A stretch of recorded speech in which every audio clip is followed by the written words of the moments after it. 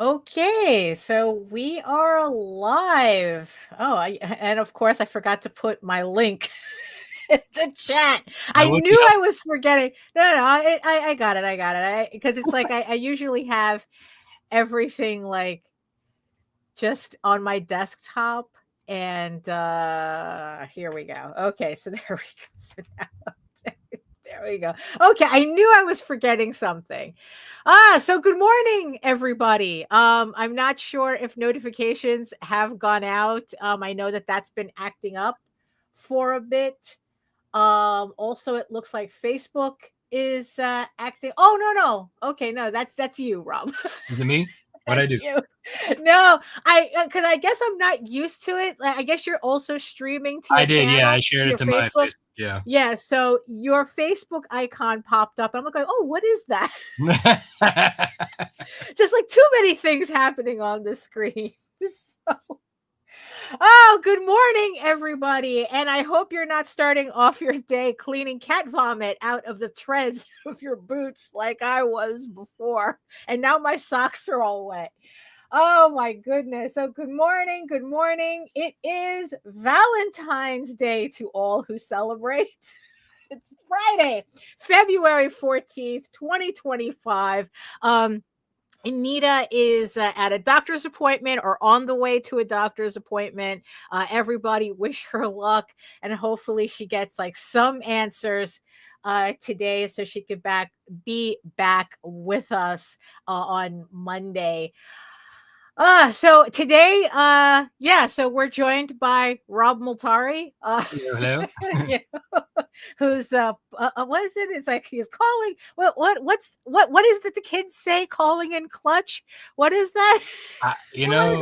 My sons say a bunch of things, and I just ignore them anymore. Yeah, exactly. It's like, is that even English? Exactly. I'm like, when you start talking to me in things I can understand, then I'll answer back. Right. Yeah, exactly. Usually it's coming in clutch. I think it's coming in clutch. I think that's what it is. Yeah, they usually say things like "that's fire" and well, that I know. But the thing is, that the definition of fire changes. So yeah, I know, right? Maybe I don't know that. Yeah, then they get locked in. Right, exactly. Oh, okay. So, oh my goodness. So yeah, I guess. So, are you ready for this, Rob? Oh yeah, let's do it. Because I'm not, but I'm gonna hit the button anyway. So, here we go.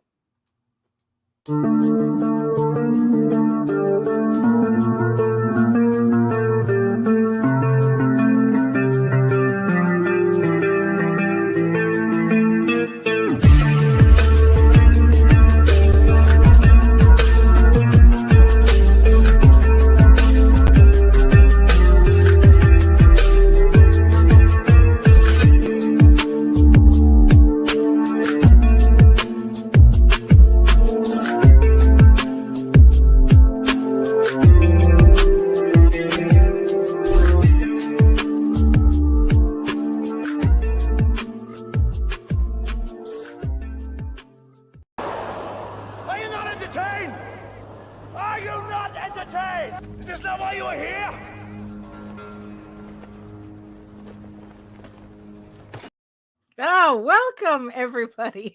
Hello. Welcome. And let's see who's joining us in the chat today. So hello, Lou. Hello. And Melissa is also in the house too. Hello. No cap. I have no idea what that means. I swear to God. Nothing makes me feel old than like hearing all this new slang. And I like slang. I do, but there just comes a point where it's like, I don't know what you're saying. Yeah. I mean, I guess that our parents probably had the same with us and them with theirs, like they all, especially like, I feel like the 60s and 50s had their own weird thing going on. Well, I think, I mean, look, to this day, I'm still going to scream, oh, snap, at random times. Melissa says, I think it's hilarious that the kids say they ate that as a good thing when we used to say they ate that after someone biffed it while skateboarding. The kids. Oh, I know. Things get like turned opposite, like, because they're like, yeah, exactly. They misconstrue what it means, like as little kids, and then they change it later. Right, and that's like, oh snap! That's exactly what that meant. It's like you eat the floor. Yeah, Like, oh snap! Exactly. Now That's it what we're means showing our something age. else. Oh, they ate that. It's like, look, we are not going to eat this. We're going to leave all the crumbs. Or they were like, yeah, when they I don't bit know it. what this Yeah, like, means. yeah, I guess it's kind of like another form of, oh man, they bit it. Right, exactly. Right, yeah, exactly. And yes, I see you, our beautiful eyeball people watching us from regions beyond. If you are watching us from Facebook, come on over to YouTube, join the sexy people in the chat, keep them company. Because Facebook does have a habit of acting up, although Rob seems to be streaming without a problem to Facebook. But it's a lot easier for us to see all your comments when you're here on YouTube with us. So so while you're here on YouTube, make sure you like, share, subscribe, and hit the notification bell so you get notified whenever any of our shows go live. So I guess we might as well just pretend we have a show here to do here. So hello everyone, my name is Daphne Lage and I'm a cartoonist, illustrator, and comic book artist from New York. I have been self-publishing comics since 1992, and you know what that means. I feel like I'm taking crazy pills. And joined today, making a special worldwide appearance, Wolf Dad himself, not to be confused with Wolf Daddy, two different things. Rob Multari.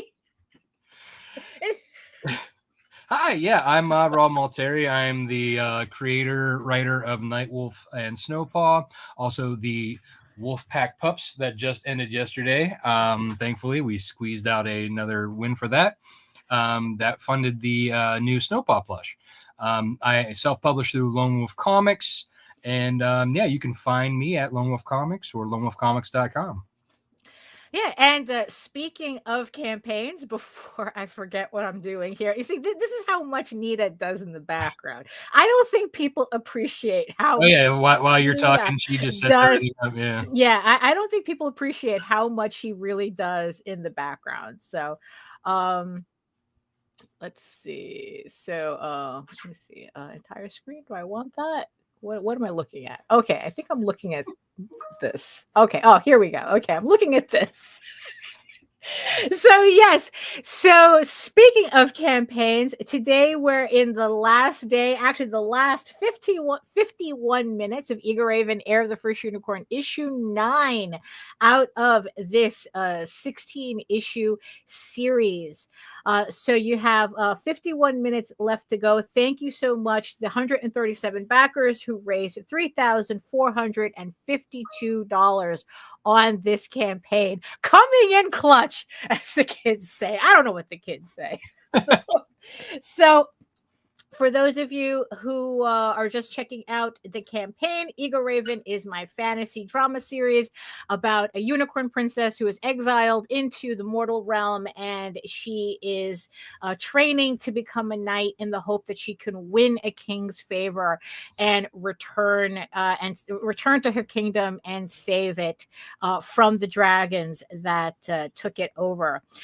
So it, like I said, this is issue 9 of 16 issues. But if you've never heard of it before, you can download a free sampler of the first issue on the campaign itself to help you make a decision on which level you would like to pledge to.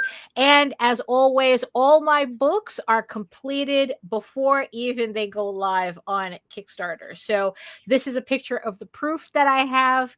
The files are ready to go to the printer once the campaign is over, although usually I take the weekend to do an accurate count. But the book is ready. So usually within 2 weeks of the campaign ending, I start fulfillment. But of course, you know, printers being printers, if anything were to happen, I would, of course, notify everybody on Kickstarter. So here are some of the sample pages from this first issue. And as with all of my campaigns, it also comes with the prequel story. This is an illustrated prose story that I wrote that takes place 20 years before the main storyline. If you are more interested in listening to the story than reading it, I do have an audio, kind of like an audiobook version of it on YouTube, where you can listen to me read the story to you. Although I do get a little excited, I get a little excitable during the more dramatic parts. So if you enjoy that type of thing, it is also available on YouTube as well. But you can buy the actual physical copy on the campaign. And of course, with every level, it comes with, if you just buy the PDF, if you'd like it, and if you buy the physical version, it also comes with the PDF, so you have a choice of reading it physically or digitally. And if you missed out on any of my previous campaigns, you can catch up on the series on this campaign as well, in both PDF, trade paperback, and individual issue levels, depending on what you're into collecting. I also have everything available as an add-on, including the infamous Unicorn Viking Slut, Medieval Unicorn Viking Sluts a two set. It's a set of 2 comics featuring EGORAVEN in a more adult alternative universe story that was a lot of fun to do.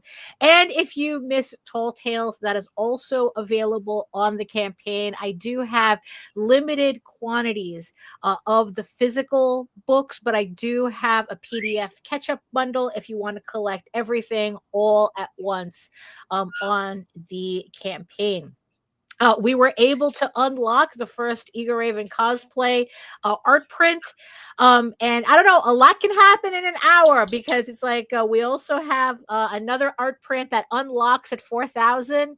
So, if maybe we're lucky in the next hour, the campaign closes at noon Eastern. So maybe we can unlock another print for everybody, that everyone's going to get. Digital backers as well, you get a digital version of the postcard. Physical backers will get a physical version of the postcard. So so like I said, you have 47 minutes left to go. I would like to squeak in at 35 even, but you know what? We're absolutely grateful with what we have already. So thank you so much, everybody, for pledging, and the link is in the chat and in the show notes. So thank you so much for that. This is the Werewolf Power Hour. Very nice, very nice. Yeah, so you just finished your Snowpaw plushie campaign. Mm-hmm. And but yeah, it's like you really squeaked under there. It was looking hairy. Yeah. But you know what though? I find that like the Wolfpack Pups campaigns do that. Right. Like they all kind of like come down to the wire at the end. Thankfully. Right. Because now I can produce them, and then and then I sell them on my other campaigns as well. So it's kind of like a nice, like basically that funded the production, and then now I can kind of like reap the benefits. And it'll be fun to have all 3 plushes with the book displayed as such. Oh yeah, exactly. I have mine. Well, I unfortunately I wasn't able to get Snowpaw this time around, because, like I said, my room is very limited, and I'm saving space. Well, I did notice that JD did, so you could probably steal his. Oh, probably. Well, yeah. Well, he's also bought these for a coworker of his that has a. So he's buying it for the intended purpose of actually giving it to a child. Yeah, well, an actual legit child. Good. So but they're just really nice, and they are going to be available on your next. So what is your next campaign after this? So I wanted to launch Snowpaw 4. The script has been done since like September, and Mog, it's been in her hands I think since October. Right. She has literally just started working on the layouts 2 weeks ago. Because So I think she's still in the middle of working on Ruxy Vampire 2 for Kurt Zauer. Oh yeah, because it's like like it's all that's the scheduling conflicts. Yeah. So hopefully she will have it done for a spring launch. Right. Oh, that's so since Carlos is actually he's plowing away at the pages of Nightwolf 10. So we are going to launch Nightwolf 10, if not by the end of this month, early March. Right. So like I'm just waiting on, I think, his cover. He's working on that now, and then he's going to get back on the pages to finish that up. And then Gat, while he's waiting for the next couple pages from Carlos, is coloring Chris Williams's cover. And I'm waiting on Chris Enott too to finish his cover. So those are kind of like the three covers that I'm waiting for to finish building my page out. Right. And then, so I guess it's safe to say that I guess like Nightwolf is probably going to be your next campaign. As much as you want Snowpaw to be the next one, Nightwolf. I mean, there's no, there's no doubt about that. We're so much farther along with Nightwolf that like that's going to be the next launch. Like I said, end of February, early March, and then Snowpaw will probably be shortly after. Like I'm not even going to give it like time to like go like basically what I've been doing at this point. It's like, look, I am putting out these books. I need to put them out faster because I know that feeling. So like I know that a lot of people prefer to wait till things are fulfilled before jumping into the next one, but in my mind, like at least those are two different titles. So like I'm actually I'm finishing up Nightwolf 9 fulfillment like this week. I think I'm over halfway. I'm like at 99 or some ish packages left to send out. Ooh, and it is. But I should be able to get them out probably most of them packed up this weekend and then everything out the door by the end of next week. Which is perfect timing because then by the time that's all gone and out and people will have read that, then the next one will start. Whereas like with Nightwolf, well, with the Snowpaw, with the Snowpaw isn't going to be in for probably 6 months, right? Okay. There's that. It's like there's Happy Valentine's Day. Oh, that's true. Oh, there we go. Rob was explaining that this was something on his Mac, that his Mac is doing this. Yeah, so when you do hand gestures, the Mac like does weird things. But to justify its price point. Exactly. But so since that won't be in for 6 months, the Nightwolf one's next. But like I said, the Nightwolf 9 will be fulfilled, so 10 will be the next one, and then I'll jump right into Snowpaw right after once Mog is done. So again, hoping keeping my fingers crossed that's done within like an April-May launch. And then as things come in, then I'll start sending them out again. Like those are my next 3 plans for the rest of the year. If I can get another one in, I will definitely put it in there. Because I could, but I know by the time that Snowpaw 4 is done, Carlos will probably be like already deep into 11. And there's 12 issues of Nightwolf for this particular story arc.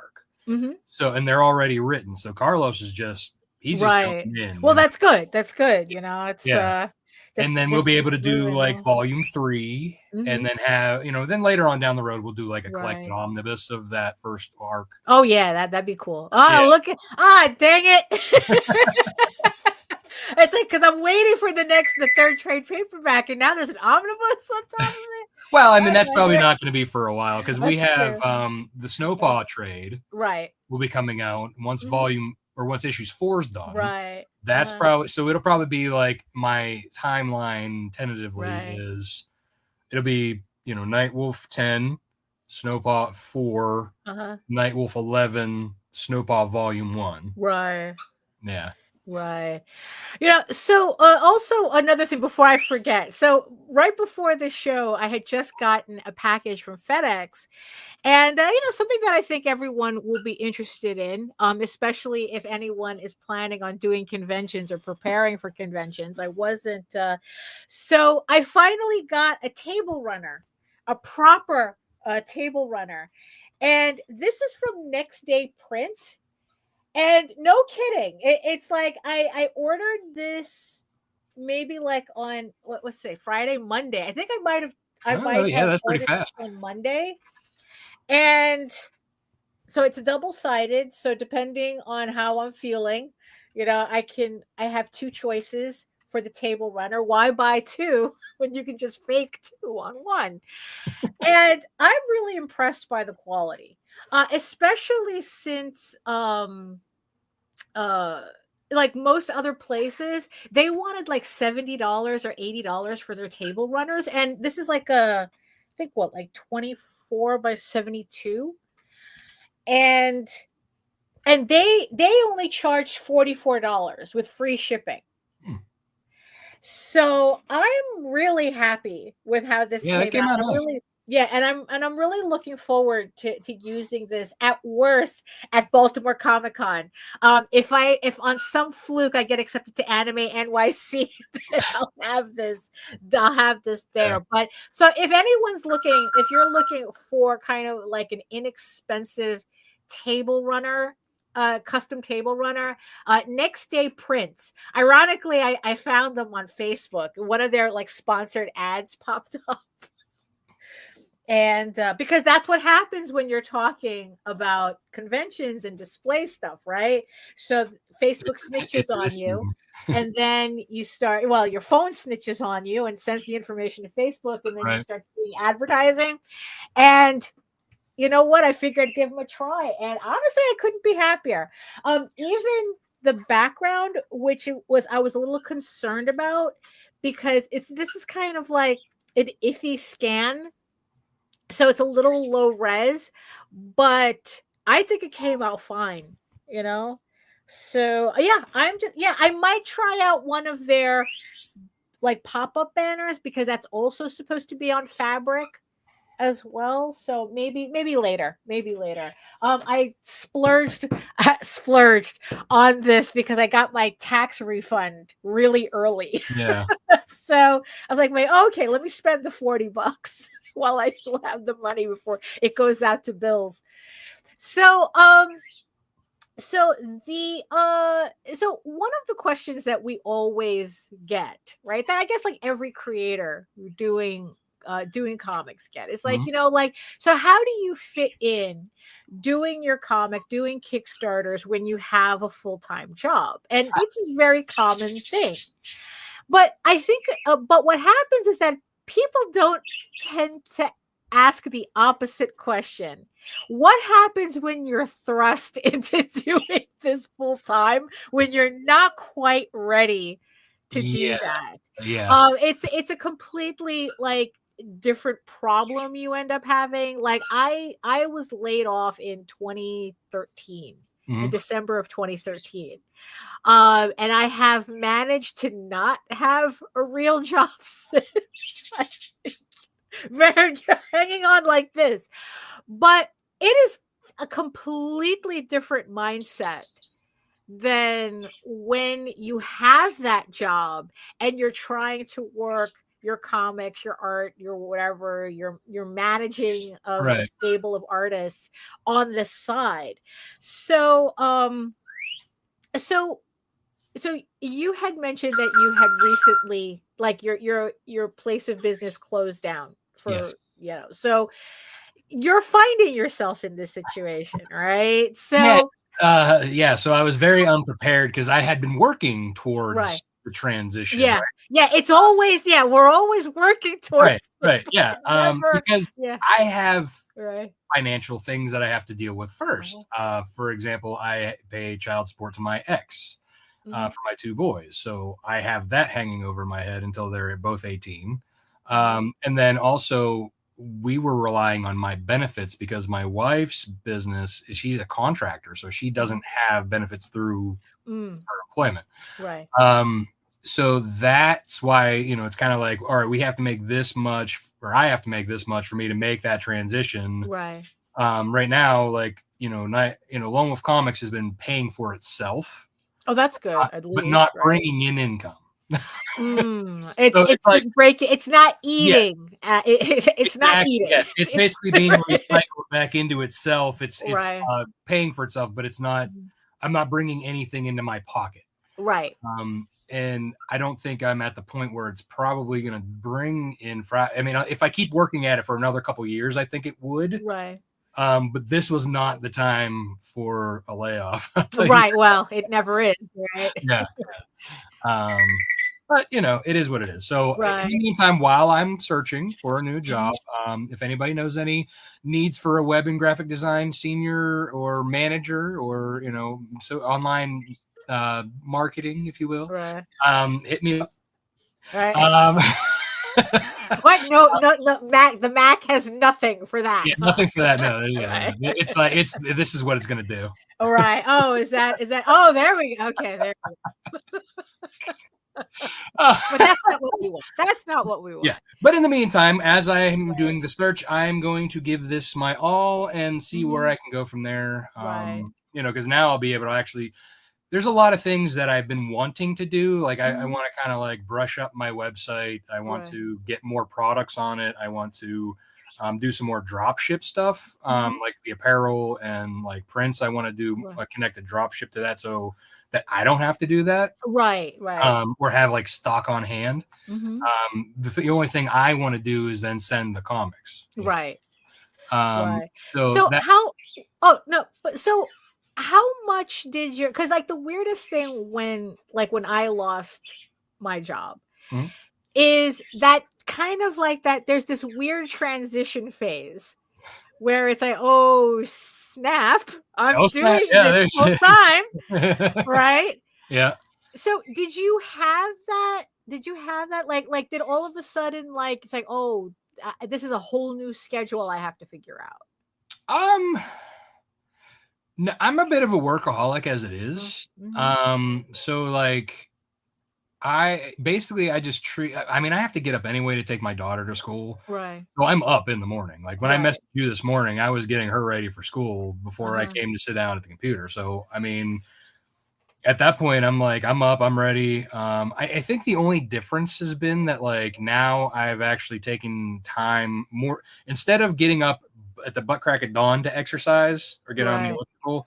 Now I'm like, you know what? I'll do it right before I pick her up from school. Oh, so okay. So I leave myself enough time to like exercise, shower, get dressed, go get her. You know what I mean? So like now it's like, all right, I take her, get her ready, drop her off, come home and start working on stuff. And then, exercise, shower, go get her, make dinner, help her with her homework, take her to dance, drop the boys off at basketball, pick them up from, like basically while they're not here, I'm working because that's that's the best time. Or if they're asleep. So now I don't have to do the whole, now I have to stay up late to work on stuff or get up early. So you actually find, so you're not working an outside job. Because I don't want to say, I mean, it's easy to joke, that what we do is not working, but it is working. It is, yeah. We are working. Yeah. It's just that, so do you feel that your new schedule kind of allows you to do more, or it's just like it kind of like gives you more breathing room? It allows me to do more during the day, which so I don't have to focus as much like morning and evening. So that's been nice.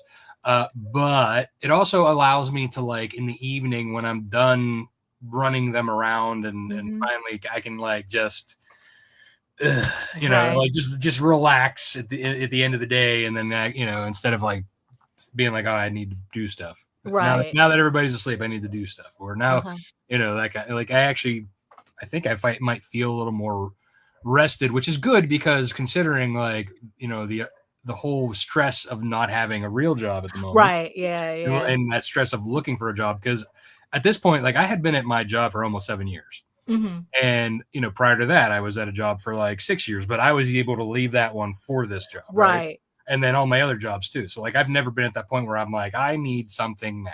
Right.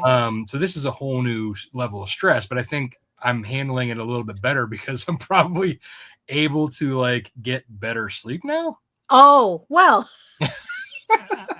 I mean, if that makes any sense. Right. But then, then there's also like I wake up a little bit earlier in the morning with like the stress in, waking me up too. So it's like, go back. Right. Yeah. Yeah. It's like if we can get out of this without developing an ulcer, we're good. Yeah. Yeah. I think I would be more of an alcoholic if I wasn't like, that costs money. Oh no. It's like I find myself going, man, I really could use a drink right now, but I don't. Right, but instead, it's like, oh, but I could buy more artwork with this money. Or like, well, that's just it. Like when it comes to like the business stuff, that's never like it comes into the personal stuff. So like that's a complete separate thing. Like it's completely blocked. Right. As long as it's not siphoning from personal, like it lives on its own. Like now, like I'm like I don't have the money to go and do that. So it's right. Has it kind of changed how you think about like how you run Lone Wolf Comics? Like now that it's like I guess like the pressure is on not just for it to like kind of like just feed itself essentially, but a lot of food analogies today. Maybe because I hadn't had breakfast. I mean, well, you got to feed the wolves, right? Right. Yeah. There's two wolves, and they both have books they have to draw. It's like that analogy with the two wolves inside. Yeah. I'm like both of them. My wolves are two fat, lazy wolves. Right. Yeah, and it's like neither of them wants to get up from the sofa. I mean, you can probably hear my Doberman downstairs barking at something. Right. I mean, she's the same. Like she'll run around and then she'll lay down. Like, okay, feed me. Right. Exactly. So, but yeah, it's like so now. So yeah. So it's like so now that there's a little bit more pressure on Lone Wolf. Mm-hmm. Does it affect like what you make a priority with what you do for it, or like have you seen yourself changing certain things? I mean, like how has it affected the way you do the comic side? Right? I think more cost efficiently. So I and I know I've been like I tell myself, oh, I need to save my money on this. Oh, I spent too much on that. Like that was dumb. I think now I'm being extremely more cost efficient and mindful because I want to make sure that I'm not overextending. Right. Whether it's bringing more in, that would be nicer. But again, at least it's not like. It's not hemorrhaging, right. So like I'm good as far as that, right now. Hey, fish. Okay. But yeah, I think again, like when it's like now moving forward, I'm not going to be like I'm going to go pay for that expensive guy's cover, right? When before I was like, okay, I could squeeze it into the budget and make it up later, right? Right. Now I'm like, if you are over a certain amount, your name's not worth it to me. Oh, okay. So it is changing the way. Yeah. Now the thing like, do you find yourself like having regrets over that? Like people you would have taken more of a punt on. Like now it's like, looking back, there's a few that I probably should have been like, it's a little bit out of the range there, sure, but or maybe negotiated. I don't know. Right. But I definitely it's not hemorrhaging money is the new gold standard, as Fish says. Yeah. So I think it's going to be like, hey, if you are, like I said, if you are over the budget, you are sorry. Right. The other thing too is like if I work with somebody. And especially if they're like really pricey, but they don't really help bring in, right? Or if it doesn't pay for itself and then some, then and they're a pain in the ass to work with. That definitely. Right. Well, that's those are like, two. I've also been kind of like very like cognizant about who I'm working with based on our conversations. If I have to like pull teeth to get you, to finish, then you're definitely going because I don't got time for that business.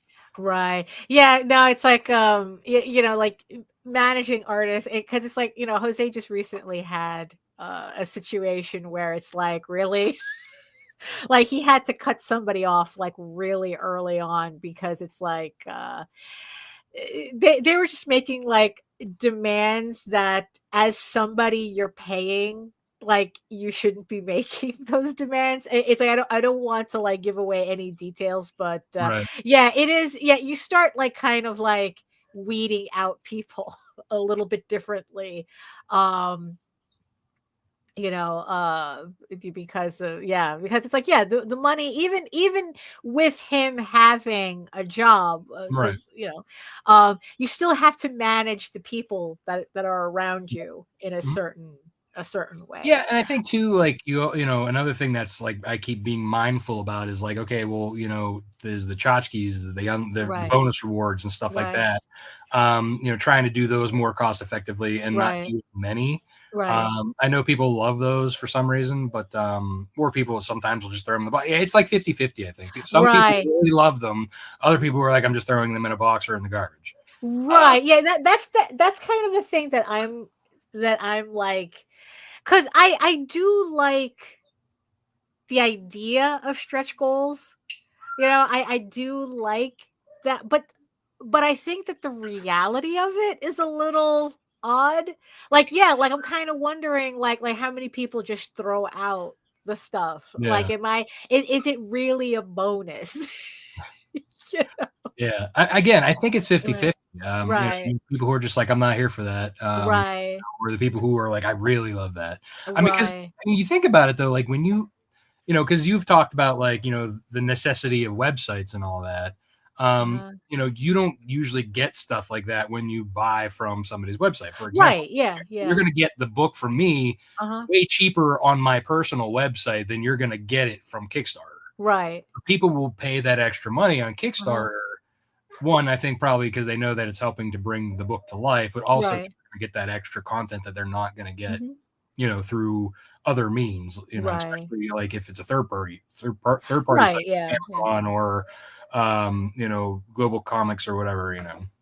Right. Whitefire says, I had an inker once send me a huge document, included they own the rights to the art, inked, etc., etc. No, bye.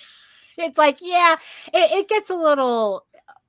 You know what? It's like that's when you go. It's like, you know what? You're just not. It's like this isn't going to work out, and just move on.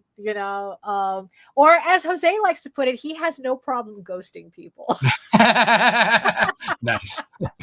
He has no problem. If you're gonna start being ridiculous like that, he says that he has no problem Right. ghosting you. Right. You know. Um, let's see. Fish says, will a variant artist shout out the campaign? That matters to me. Oh, that's also Right. something to keep Yeah. in mind as Oh yeah, well. sure. Yeah. Yeah. If I have to keep like poking you to share the project and you don't Right. till like the end or you only do it Uh-huh. once, yeah, then you're not worth me coming back to work with again. Because Right. you should want to share your art because it's your Yeah, art. I never understood that. I mean, it's like, Part of yeah, your portfolio. right, exactly. Especially since, like I mean, because I guess like because like because like me and Jose, and it's like because you hire out people as opposed to me that I do most of my work, so it's very rare that I hire out. So in my case, I'm more likely to get a variant cover artist if I just like their stuff.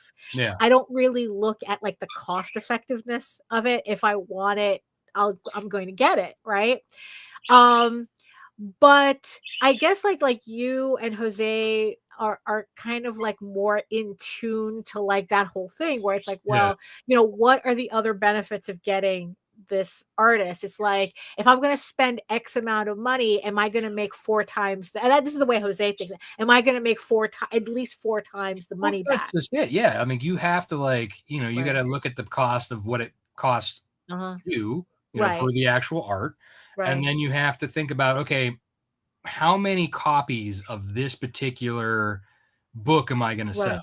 Right. Mhm. And then will I be able to turn around and make this a poster or a print Right. that I can take Yeah. to cons?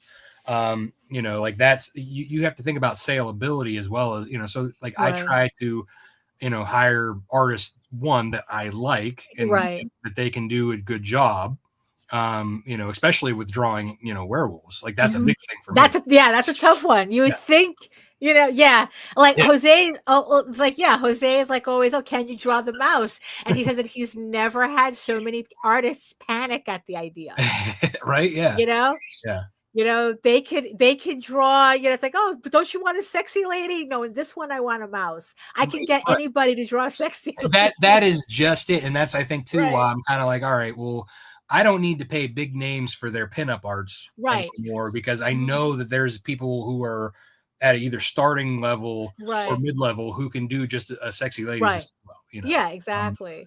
You know, but yeah, getting somebody who could draw somebody who could draw furries properly. Goodness gracious. Right? It's hard out there. Well, actually, if you're in the right circles. Well, but it's also about the style too. Like for Right, me, yeah. I like a specific look on my Right. werewolves, right? Like I Mhm. don't want them to look like the man wolf or the werewolf Right, yeah, movies, yeah. because most often those are like just dudes with makeup, Right, yeah. I prefer like the specific combination where like the wolf head with the Right. torso, but I still like the claws and the pads on the Right. claws and the Furries. feet, Yeah, and but then like I don't want them just to have like man legs, I want them to Right. actually have like Yeah. that combination Yeah. of like Mhm. actual. Yeah, because it's like, yeah, because it's yeah, you know what? It's like, yeah, you have a very particular look that you're going Right. for, and so you need to find an artist.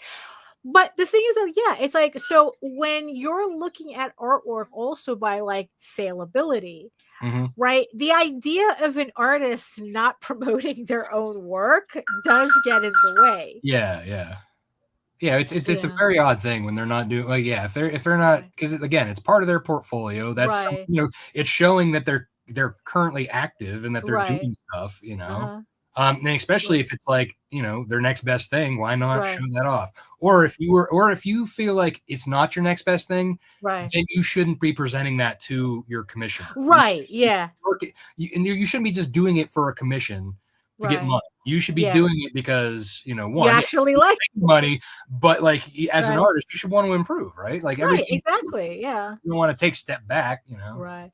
Fish says, as the artist on my own books, I feel kind of weird selling posters of other artists' work. I need to get over that. Or as my mom would like drill it into my head, it's like, why are you promoting other people's artwork?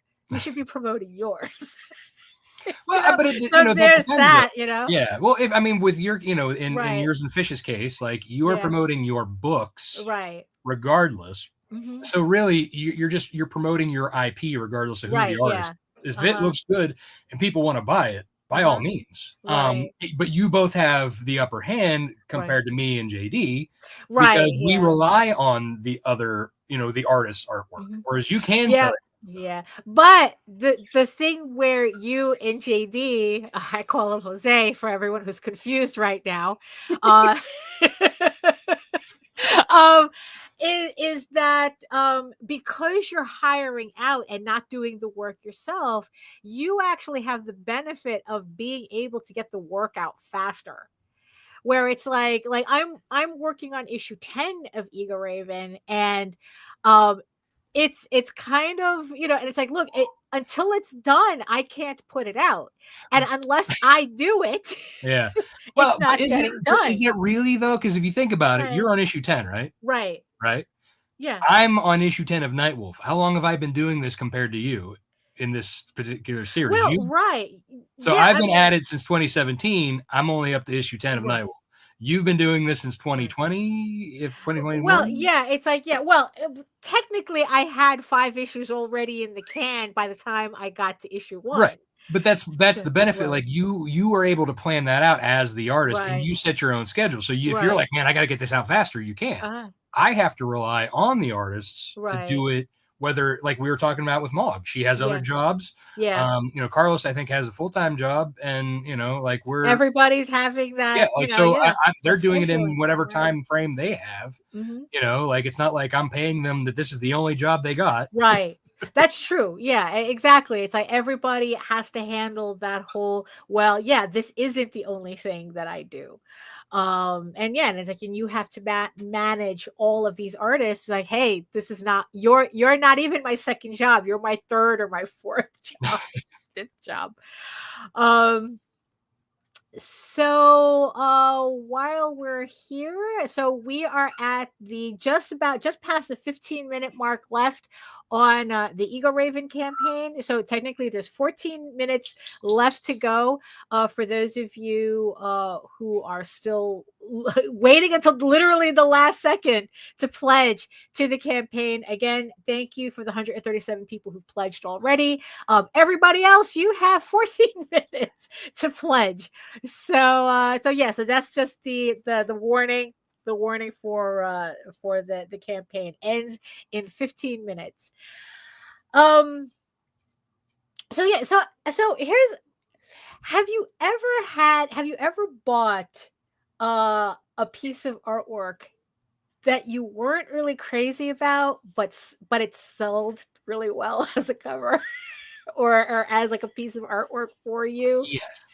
Right. Yeah, I've actually there's a few that I was like that I did get that I was like personally I'm like this isn't as good as I thought it would be. Right. But again, I wasn't sure if that was because it was the name or because other people liked it better. Right. I mean, yeah, so I definitely have experienced where I'm like, personally, this is not, I mean, you know, I like your stuff normally, but this didn't turn out as well as I hoped.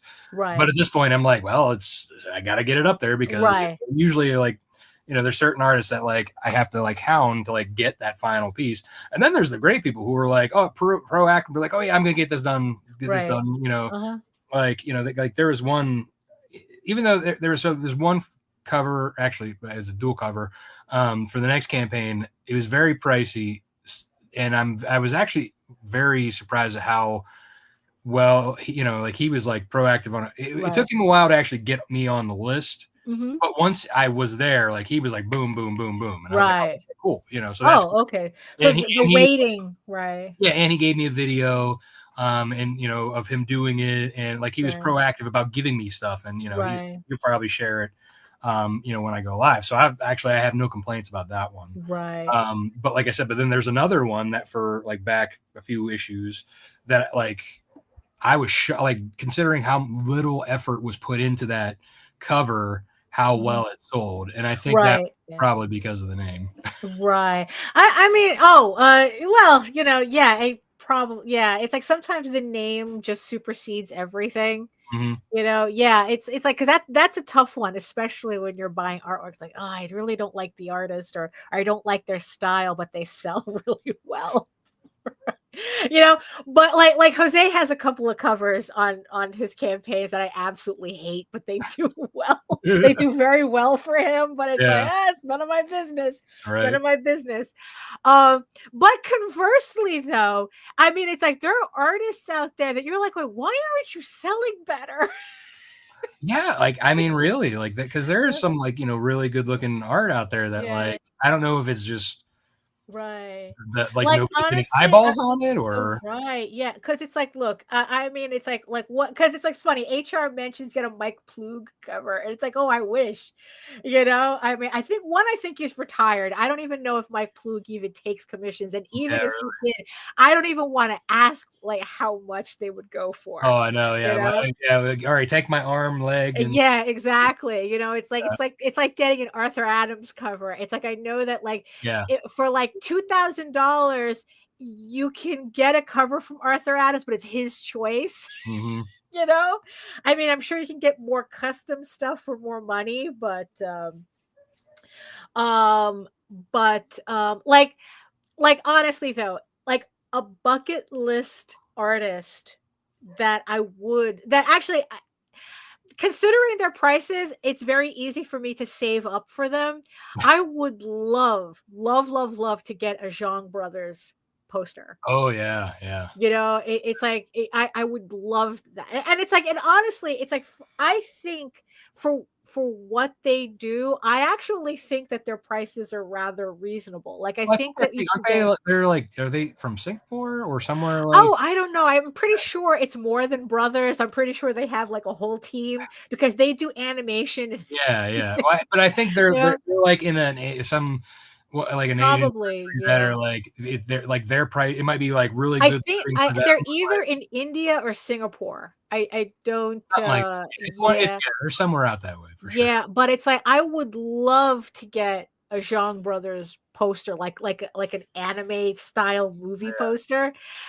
But man, those guys, like, compared to like other cover artists, like Mhm. their artwork like doesn't sell a book. Like, if you get a Zhang Brothers cover, it's because you want a Zhang Brothers Yeah. cover, not because it's like, oh, I'm going to make 4 times or Unless whatnot. it's like a non-safe for work book. Maybe, Yeah. you know, it's like, yeah, it's like, but there's always like, yeah, but I don't know. It's like, it just frustrates me every time I see their works. Like, why aren't you guys more popular? You know, it's like, you guys should be like killing it. Well, that's it, but you they know? are like I said, they are among the Right. non-safe campaigns, like because when Right. they do the dual, you know, the safe Right. and the non-safe version. Yeah, because Those, they do a lot of work for Cheeky. yeah, What's his who is that? Pat Who's Shand. Pat Shand, right? They do a lot of work for him. They do a lot of work for Dan Mendoza. They do work for Coffin Comics as Yeah, well. that's what I mean. Like Yeah. those, you know, those Yeah. sell well, from my understanding. You know, Right. but if it's like somebody else, like who doesn't ask them to do like a sexy pinup kind of style, like then I think, yeah, their stuff is great, and Right. Yeah. it's like, okay, it depends on, I think, Right. what the layout is, the character, you know, Right. that all depends, you know. Right.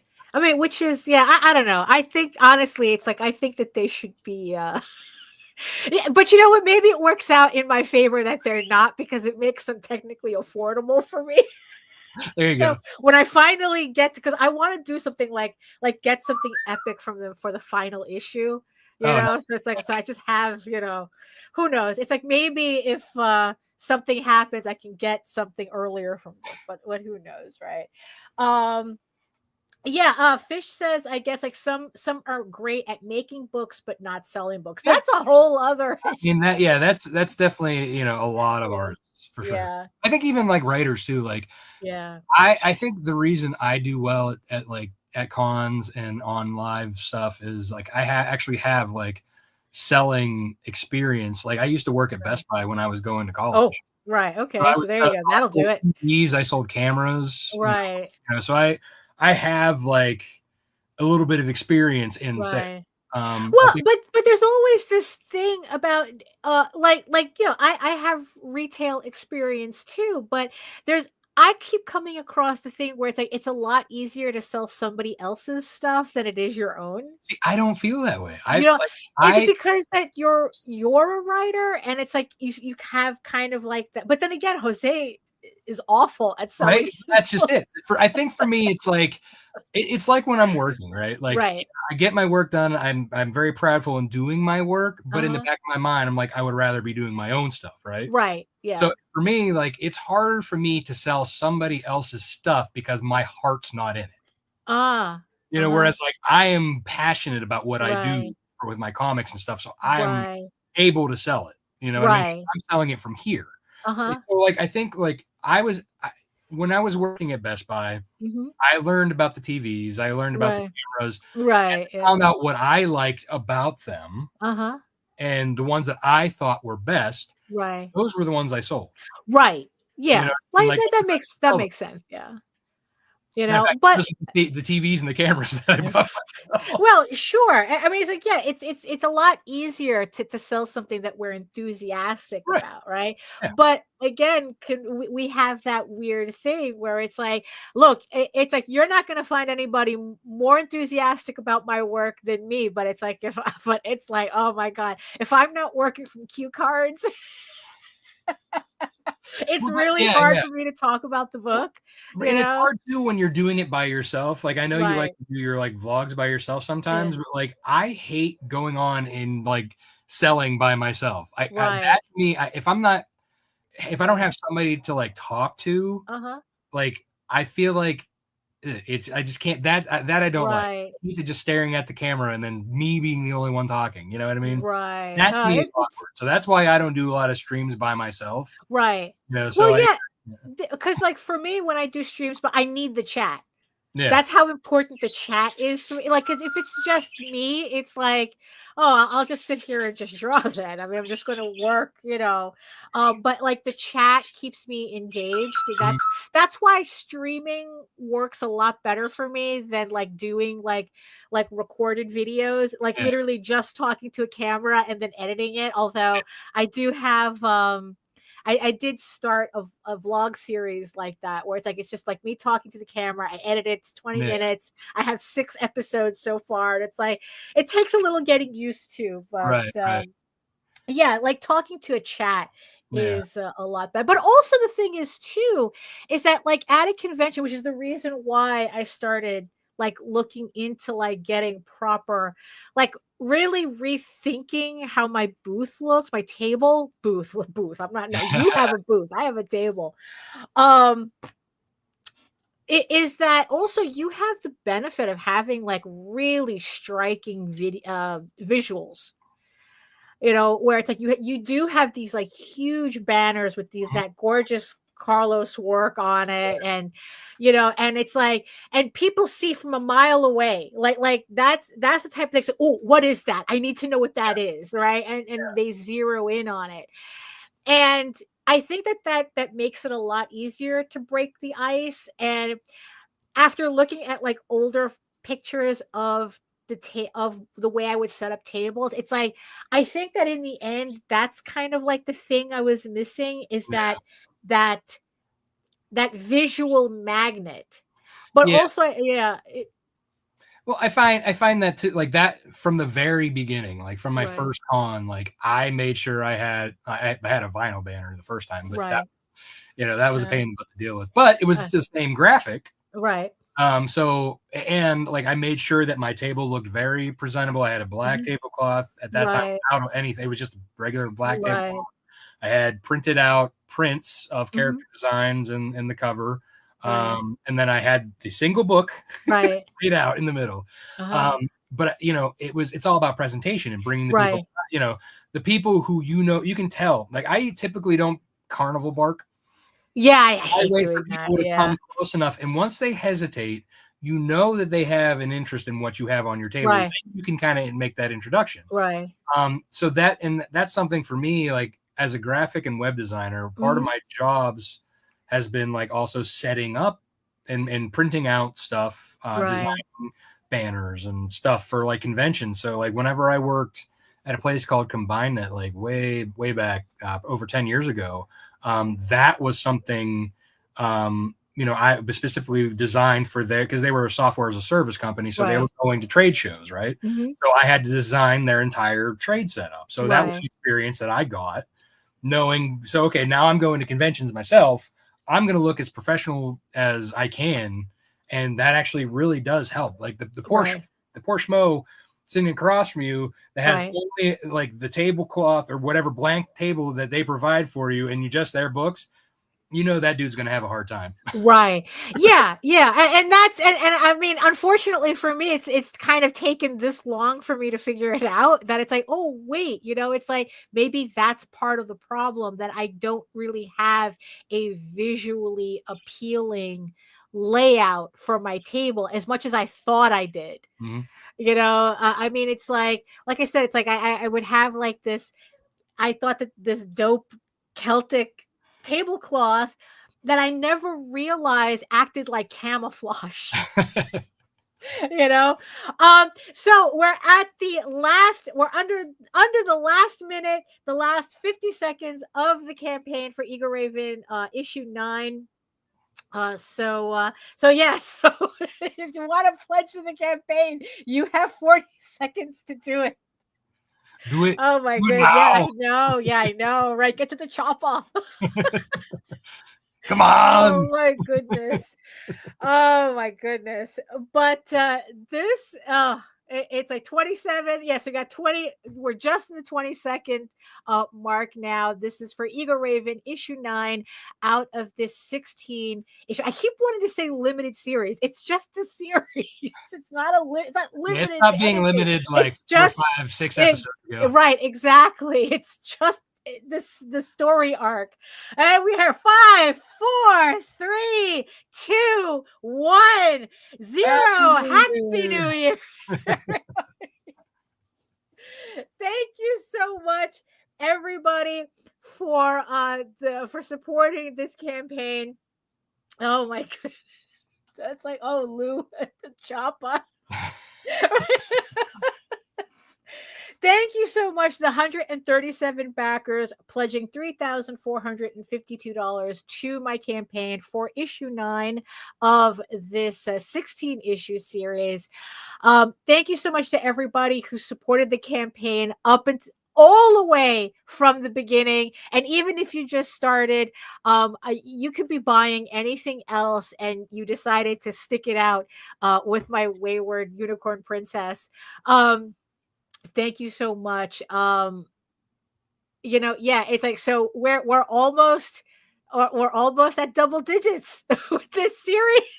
It's like, yeah, of course, logically, the next issue is issue 10 that I am currently working on right now. I am on page 14 right now of issue 10. So that's in progress. So hopefully in the next couple of months, we will have that campaign up. But again, I just like to thank everybody who supported and pledged. And and I guess we'll see you on the next issue. So thank you again. I think that's the one thing about Kickstarter and doing just crowdfunding in general that I think is kind of freaky is like realizing that it's like, wow, people really do want our stuff. And that is a good feeling. Like, right. Yeah.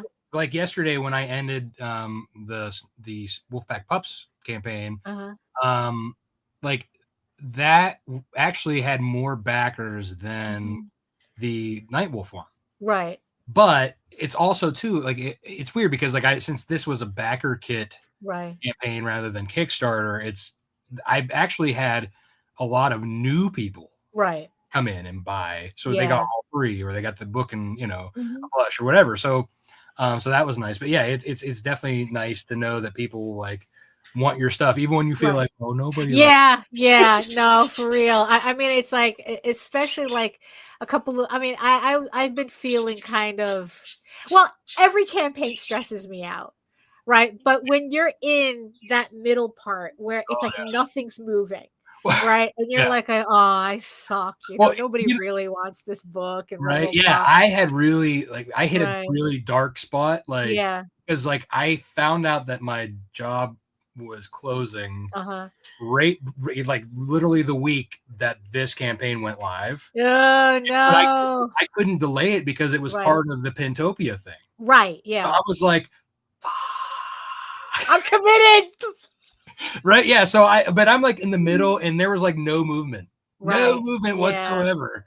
Yeah. So I was like, but the thing is though, I do want to, there was 2, so just like I said, it's like just when I'm at the lowest point, somebody sent me an email, saying how they caught up on the books so that they could pick up issue 9, and they were just like going, it's like, thank you so much for making this series, it's like I really love it, and blah blah blah. And I'm looking, and it's like I'm just like it's like like I needed to hear that. And there was like usually with like I listen to Visenia's stream in the background while I'm working, when she's working on stuff. Yeah. And I wasn't in the chat. She didn't know I was watching, and she did like a whole 20-minute segment just talking about EGORAVEN and my campaign and everything. And I was just like, okay, all right, this is worth it. That's some of the best feelings is when you don't expect it, but you hear, you happen to watch somebody else's show, and you're not even involved or anywhere near, they name drop you. You're like, whoop. Right. Yeah. No, it's all, So that's the thing with crowdfunding. It's like, it like I said, they're very stressful, but at the same time, it's like, look, people want our stuff. It's like, and that's the thing. It's like, we can look, it's like, oh yeah, but it's like, it's only like 130 people or 150 people, or in your case, it's like what, like 200 people? Well, for this Wolfpack Pack Pups, it was 101 people. Right. For this campaign, but for Nightwolf and Snowball, yeah, it's definitely above. Right. And it's like, you know what? I couldn't name 300 people in my circle. So you know what? It maybe, like compared to like, Polito, it doesn't seem like a lot of people, but for us, it's like I couldn't fit that many people in my house. Right? Yeah. It's fun too because like when we're doing filming, we recognize some of the names. It's like now it's like, hey, welcome back. Right. Yeah, exactly. But it's like if I had to have all my backers in my house, they would not fit in my house. So again, thank you everybody who pledged to our campaigns, because honestly, it's like if you missed out on getting your Rodney plush from Rob, it should be available on your next Nightwolf campaign as well. And as well as right, as like the whole family. Get the whole family. Yeah. Yeah, so I'm actually thinking about too, like usually I add them into the add-ons. Mm-hmm. I'm thinking about doing like, so they'll be separate, obviously, right. Then maybe do like a bulk deal with all of them together. I guess. Yeah, I mean why not, right? It's like you could either get each separately or get them all together as one set, Yeah. Save you some money, maybe. Right. Although you do have to kind of up the shipping on that though. Because it's like, then it's like, it's the same thing with selling our vinyl toy. It's like, we have to tack on another like $10, depending on where it's going, $10 to $15 of shipping just for that toy. Yeah. Because we have to put it in a larger box. And even though it's light, volume becomes an issue when it comes to shipping, So it's like, now we got to make up for that. But so thank you so much, Rob, for joining me today. It's like Nita couldn't make it today because she is at a doctor's appointment. Like I said, everybody send out good vibes to Nita. Hopefully she gets some answers as to what's going on so she can stop having doctor's appointments. It's like I can it's like, look, I don't like going. No more poking and prodding. Yeah, too much. It's like, look, one spinal tap is enough. One spinal tap is too much. It's too many. One is too many. Yeah. Even thinking about it. Yeah, exactly. Yeah, I know. That was, for me, that was the most terrifying part of the Exorcist movie. Not the demonic possession, but the spinal tap scene. But I mean, really, it's, but yeah, so everyone send out good vibes to Nita. So thank you so much for joining me. Thank you everybody in the chat for joining us and keeping us company. Thank you so much to all of our beautiful eyeball people watching us from regions beyond.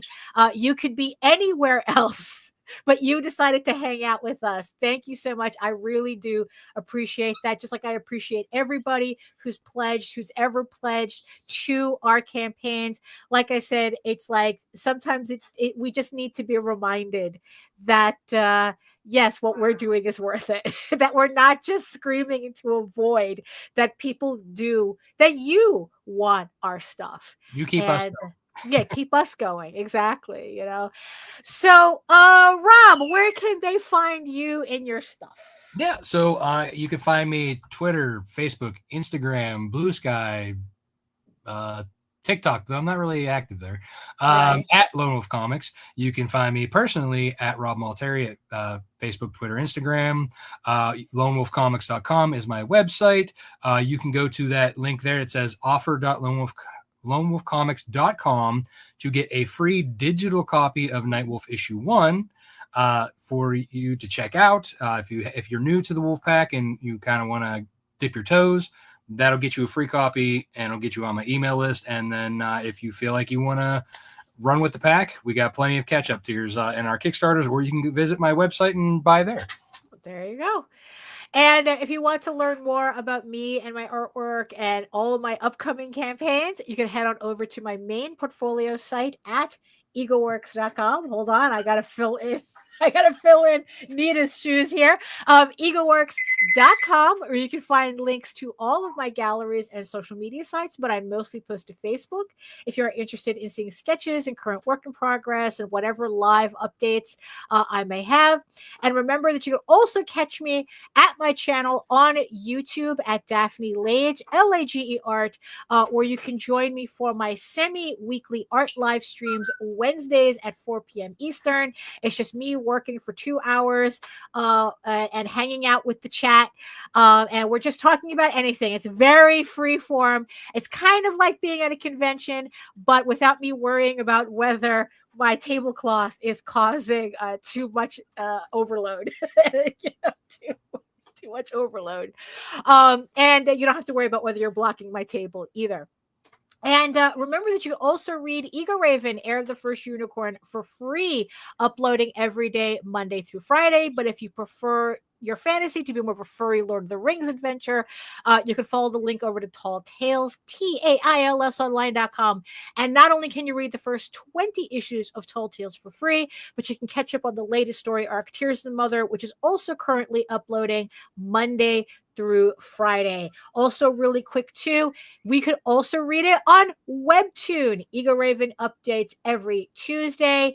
Tall Tales also on Webtoons, updates every Thursday, and we're also on Global Comics as well. So again, you can head on over to egoworks.com and you can find all the links to everything. Wherever you need to find me, I will be there.